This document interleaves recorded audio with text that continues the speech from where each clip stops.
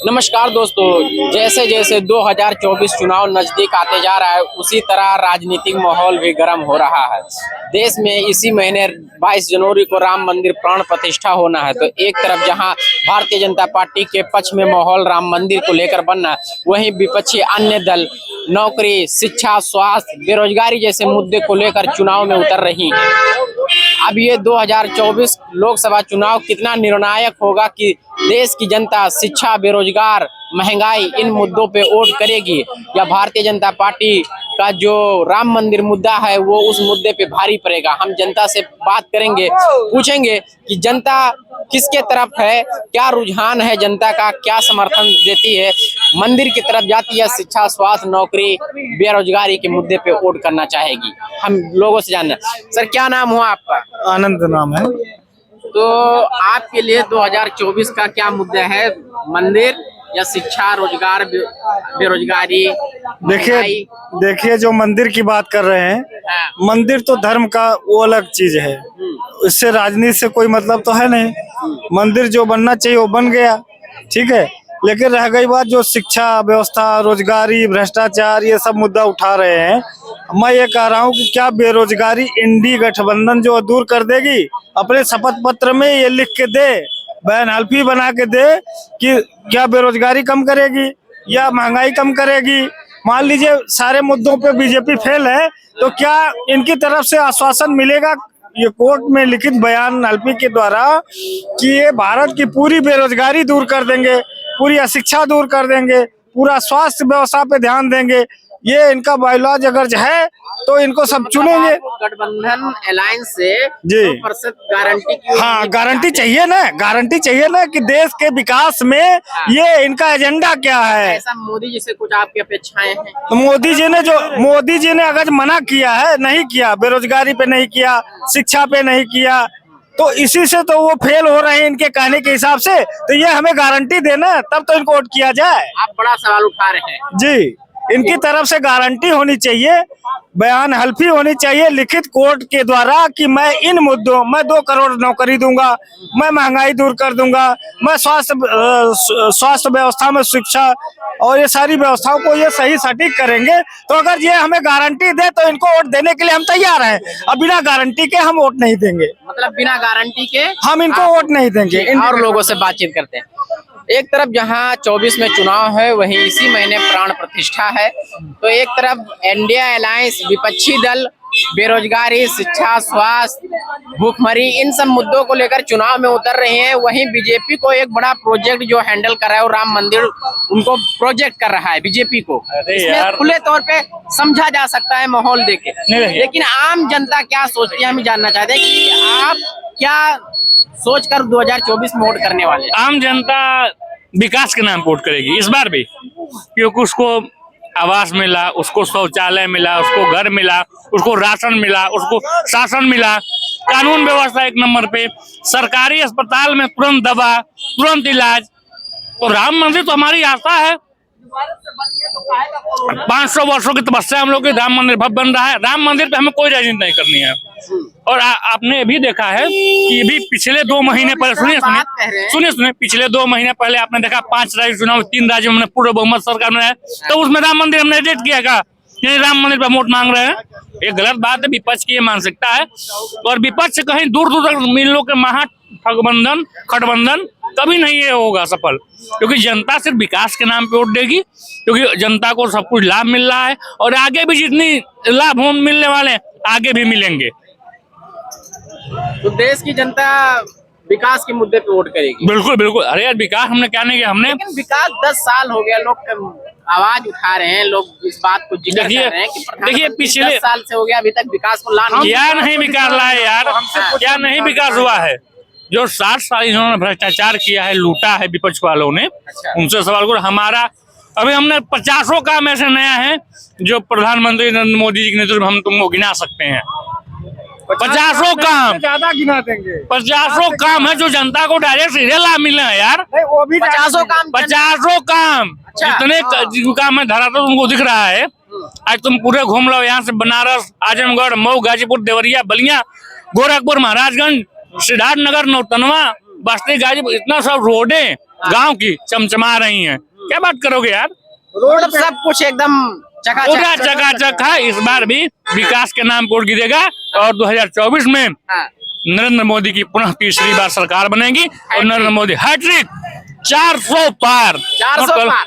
400 पार विकास के नाम पे। हमें मंदिर कोई राजनीति नहीं करना, मंदिर हमारी आस्था है, मंदिर हम बना रहे हैं, मंदिर हमारी सरकार बना रही है। सभी लोग आए, सबका स्वागत है। जिसके मन में आस्था हुआ है और जिसके मन में आस्था नहीं है वो नहीं आए। ठीक, जी जी जी। एक और बड़ा मुद्दा चल रहा है कि देश की जनता 2024 में किस मुद्दे पे वोट करेगी, मंदिर या बेरोजगारी, स्वास्थ्य, शिक्षा, इन सब मुद्दों पे? बेरोजगारी जो ठेकेदारों का पेट भर रहे हैं और कहीं कुछ नहीं कर रहे हैं। कौन ठेकेदारों को पेट भर रहा है? ये भाजपा वाले ठेकेदारों का पेट भर रहा है। भाजपा वाले? हाँ, ठेकेदारों का पेट भर रहे हैं और हम तो आम जनता को लाभ नहीं मिल रहा है। ना अगर मानदा पर रख दे, मानदा पर रख दे, हम तो चाह रहे हैं कर्मचारी रखे तो ठेकेदार के माध्यम से क्यों रखा हुए हैं भाई? सीधी इसको विभाग को दे दे पावर भाई, मानदा पर रख दे। जो ठेकेदारों को दे रहे हैं वो सीधे कर्मचारी को दे। ये निजीकरण का आप विरोध कर रहे हैं? बिल्कुल। अच्छा, ये पूछो गठबंधन के बारात क्या और दुल्हा कौन है? एक एक मिनट चाचा से इधर आइए चाचा। एक और बड़ा मुद्दा चल रहा है कि आप 2024 में किस मुद्दे पे वोट करेंगे, राम मंदिर या फिर शिक्षा, स्वास्थ्य, इन मुद्दों पे? नहीं, शिक्षा स्वास्थ्य ये तो मुद्दा देश के तो प्राथमिकता पे है, उन पे काम हो रहा है। पहले की सरकारों ने जो काम नहीं किया है उसी पे सुधार किया जा रहा है, धीरे धीरे होगा। शिक्षा स्वास्थ्य तो मेन चीज है। अगर शिक्षित आदमी होंगे और स्वास्थ्य सही होगा और बेरोजगारी किसको, आपको नौकरी नहीं दी जा सकती, सबको बिजनेस धंधा कराया जा सकता है। धंधा करो, उद्यम करो, इस तरह के वो उसको किए जाएंगे।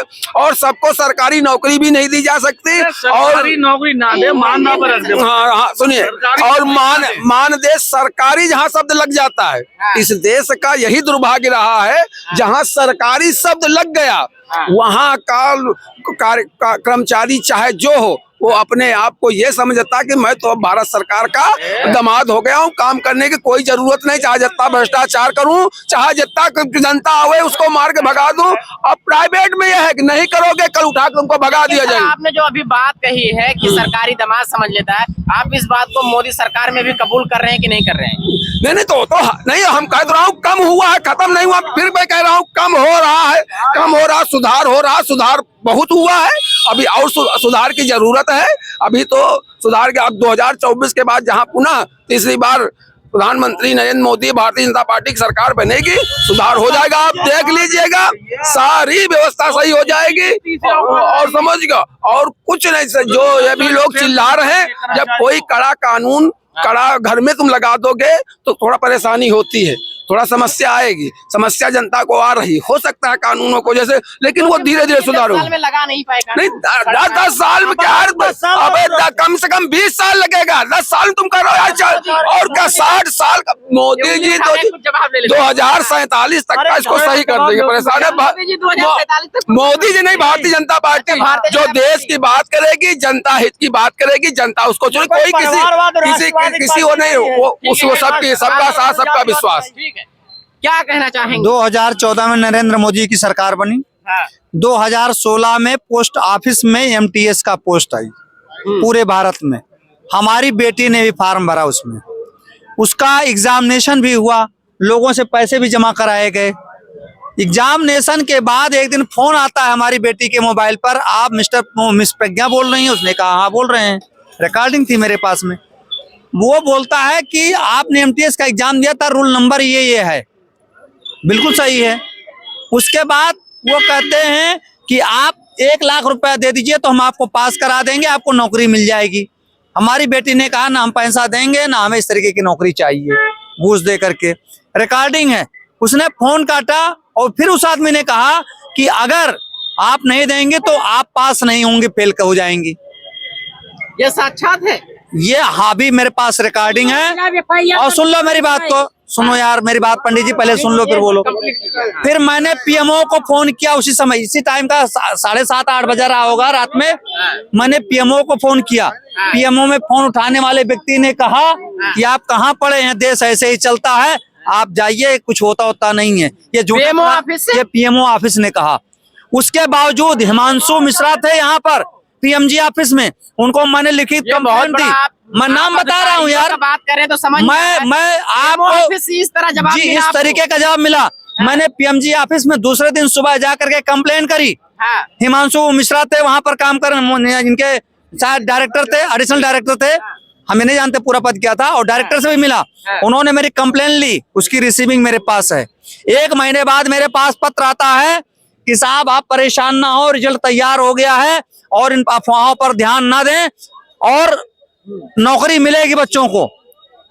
ठीक उसके 1 महीने बाद अखबार में पढ़ता हूं कि एग्जाम जो एमटीएस पोस्ट ऑफिस द्वारा निकाला गया था उसमें खंडन करते हुए हिमांशु मिश्रा ने लिखा अखबारों में कि एग्जाम हुआ और पेपर लीक हो गए, इस वजह से इस एग्जामिनेशन को रद्द किया जाता है। आप कहना तात्पर्य ये जा रहे हैं कि मोदी सरकार में भी मैं जो कहना चाह रहा हूँ सुन लीजिए। हाँ, अब जितने भी उसमें से 15-20 लाख बच्चों ने भरा, 500 से लेके 1000 रुपए तक, उन बच्चों का पैसा तो आपने वापस नहीं किया, कर देना चाहिए था अगर लीक हो गया तो। आखिर वो तो बेरोजगार था ना बच्चा, उसका आपने पैसा नहीं वापस किया, आपने दोबारा एग्जाम नहीं कराया। ये कितना बड़ा भ्रष्टाचार। आप 10 लाख से 1000 से गुणा कर लो, 10 लाख अभ्यर्थी से और 1,00,000 से गुणा करके हमें बताओ कितने करोड़ होते हैं। वो पैसा गरीबों का क्यों नहीं आपने वापस किया? आपने एमटीएस का एग्जाम दोबारा क्यों नहीं कराया? और नहीं कराया तो पैसा वापस किया जाना चाहिए था। और अगर आप करा रहे हैं, वो बरेज हो गए, उनको नौकरी कैसे मिलेगी? तो यह है भ्रष्टाचार सरकार की। जो लोग बात नहीं करते, मैं सबूत के साथ बात करना चाहता हूँ, कहोगे सारे सबूत दिखा दूंगा, कंप्लेन भी आपको दिखा दूंगा मैं लिखित, मैं उनका जवाब भी दिखा दूंगा लिखित। न कोई सुनवाई नहीं होती है। हमने एसटीएफ को भी फोन किया था यहाँ पर, उन्होंने कहा है सेंट्रल का हम कुछ नहीं करेंगे इसमें। आप क्या बात कर रहे हैं? ये सब भ्रष्टाचार में डूबे हुए, आकंठ डूबे हुए हैं, और जितना सरकारी आदमी होता है वो भ्रष्टाचार में ही डूबा होता है।